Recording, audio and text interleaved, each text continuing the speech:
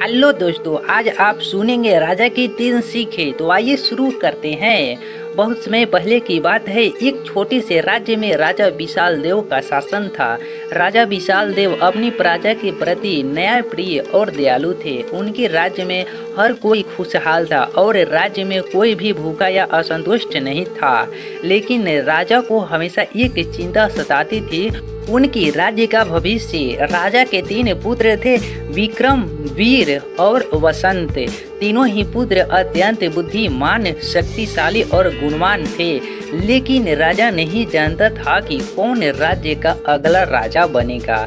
एक दिन राजा विशाल देव ने अपने तीनों पुत्र को अपने कक्ष में बुलाया और कहा, पुत्रों, मैं बूढ़ा हो चला हूँ और मुझे राज्य का भविष्य लेकर चिंता सताती है। मैं चाहता हूं कि तुम तीनों में से सबसे योग्य व्यक्ति को मैं राजा का उत्तराधिकारी घोषित करूं।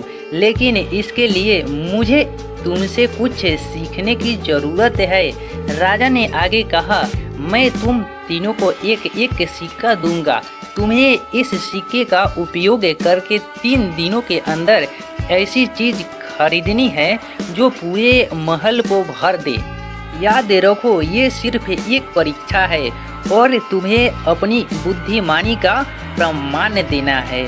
तीनों राजकुमार अपने अपने कमरे में चले गए और सोचने लगे कि वे क्या खरीद सकते हैं जो पूरे महल को भर सके। दोस्तों, इस वीडियो को प्लीज लाइक जरूर कीजिएगा। अगर आपको ये वीडियो अच्छा लगता है तो इस चैनल को सब्सक्राइब जरूर कीजिएगा। आइए शुरू करते हैं। पहले दिन विक्रम बाजार गया और सोचा कि क्या खरीदे। उसे एक बड़ा बोरा मिला जिसमें भूसे का ढेर था। उसने सोचा, भूसा हल्का होता है और बहुत ज़्यादा जगह घेर सकता है। उसने वह भूसा खरीदा और महल में ले आया।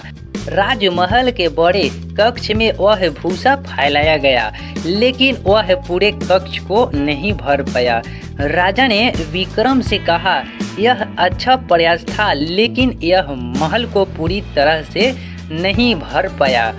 दूसरे दिन वीर सोचने लगा कि उसे क्या करना चाहिए। उसने बाजार में देखा और एक मोमबत्ती खरीदी। उसे लगा कि मोमबत्ती की रोशनी पूरे महल को भर देगी। शाम को जब अंधेरे हुआ तो वीर ने मोमबत्ती जलाई और उसे महल के कक्ष में रख दिया।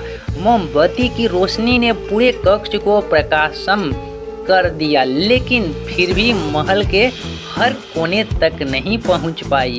राजा ने वीर से कहा, तुम्हारा विचार अच्छा था, लेकिन यह भी महल को पूरी तरह से नहीं भर पाया। तीसरे दिन बसंत ने सोचा और सोचा। अंत में उसे एक विचार आया। वह बाजार गया और एक छोटा सा दिया सलाई का डिब्बा खरीदा।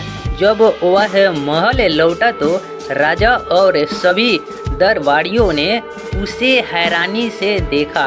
राजा ने पूछा, बसंत, तुमने क्या खरीदा है? यह दिया सलाई का डिब्बा महल को कैसे भर सकता है? वसंत मुस्कुराया और उसने कहा, महाराज, कृपया थोड़ा धैर्य रखें। उसने दिया सलाई की एक तीली जलाई और एक दीपक में रख दिया। धीरे धीरे उसने दीपक की लौ से पूरे महल में कई दियों को जलाया। देखते ही देखते महल का हर कोना रोशनी से जगमगा उठा।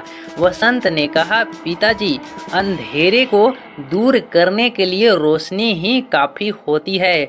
इस दीपक की रोशनी ने पूरे महल को भर दिया। राजा की सीख। राजा विशाल देव ने वसंत की बुद्धिमानी को सराहा और उसे अपने पास बुलाया। उसने कहा, बसंत, तुमने आज सच्ची बुद्धिमानी का परिचय दिया। तुमने यह सिद्ध कर दिया है कि छोटी छोटी चीजें भी बड़े काम कर सकती है। तुम्हारी यह सीख हमेशा सिखाती है कि ज्ञान और प्रकाश ही सबसे बड़ी पूंजी है। इसके बाद राजा ने बसंत को राज्य का उत्तराधिकारी घोषित कर दिया।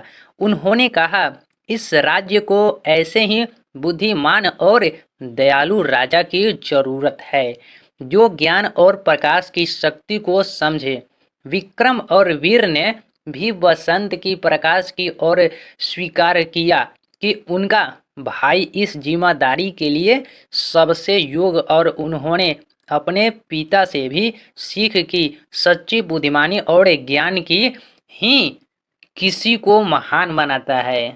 उस दिन के बाद से बसंत ने अपने राज्य को एक नई दिशा दी। उन्होंने ज्ञान, शिक्षा और आध्यात्मिकता को बढ़ावा दिया, जिससे राज्य और भी अधिक खुशहाल और समृद्ध हो गया। राजा विशाल देव ने अपनी अंतिम सांस लेते हुए संतुष्ट पाई कि उनका राज्य एक युग हाथों में है, और बसंत ने अपने पिता की दी हुई 3 सीखें, धैर्य, ज्ञान और रोशनी को हमेशा याद रखा और उसी के अनुसार अपना जीवन व्यतीत किया। इस प्रकार राजा की 3 सीखें हमेशा के लिए राजा के मन में बस गई और राज्य में एकता, प्रेम और भाईचारा के प्रतीक बनी। दोस्तों, प्लीज इस चैनल को सब्सक्राइब